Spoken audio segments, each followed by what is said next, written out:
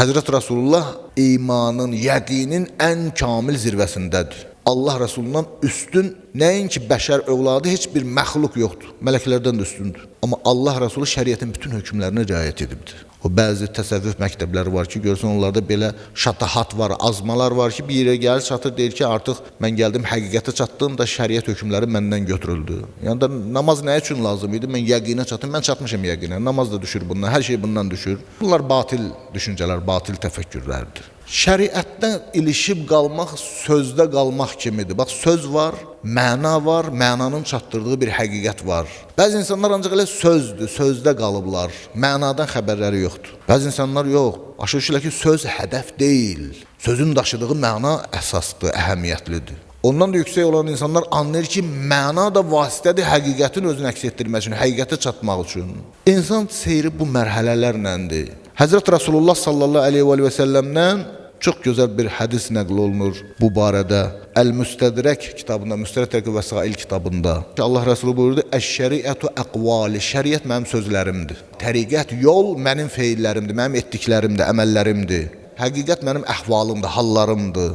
Mərifət mənim sərmayəmdir. Ağıl dinimin köküdür, dinimin əsasıdır. Miniyim şövqdür, Allaha olan şövqdür. Qorxum hər zaman yoldaşımdır. Ümidlə qorxu arasında olmalıdır insan həmişə. Elm silahındır. Bir hədisdə buyurur ki, Məttəxəzəllahu vəliyyən cahilən. Allah özünə cahil vəli seçməz. Allah vəlisi, Allah dostu elm sahibi olar, cahil olmaz. Elm o deyil, çıxan mənim kimi burada terminlərlə danışır, elm bu deyil. Elm həqiqət olduğu kimi dərk etməkdir, həqiqət olduğu kimi bilməkdir. Çünki bizim bu dediklərimiz, danışdıqlarımız, bu sözlər, bu terminlər, bunlar hamısı nəyə görədir? Həqiqəti anlaya bilim. Biri bu terminləri bilmədən belə həqiqəti dərk edə bilirsə, elmli odur. Sadəcə biz terminlərin içində itib batmışıq, bu vasitələr olmadan birbaşa gedib çatıb məqama. Vəl-hilmu sahibi, həlimlik mənim yoldaşımdır. Təvəkkül mənim zirehimdir. Qənaət xəzinəmdir.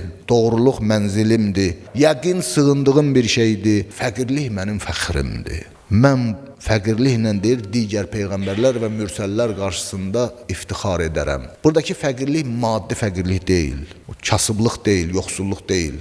Quran-ı Kərimi açın oxuyun. Quran-ı Kərimdə Allah kimləri tərifləyib? İnfaq edənləri, fəqirə əl tutanları. Elə bir ayə yoxdur ki, Allah orada tərifləsin ki, əl açıb dilənənləri. Allah fəqirləri tərifləsin, yox. Maddi fəqirlik nöqsandır. İnsan maddi fəqirlikdən qurtulmalıdır. Çalışmalıdır, səy etməlidir ki, maddi fəqirlik fəxir deyil. Fəxir burada Allaha olan ehtiyacdır, Allaha olan fəqirlikdir.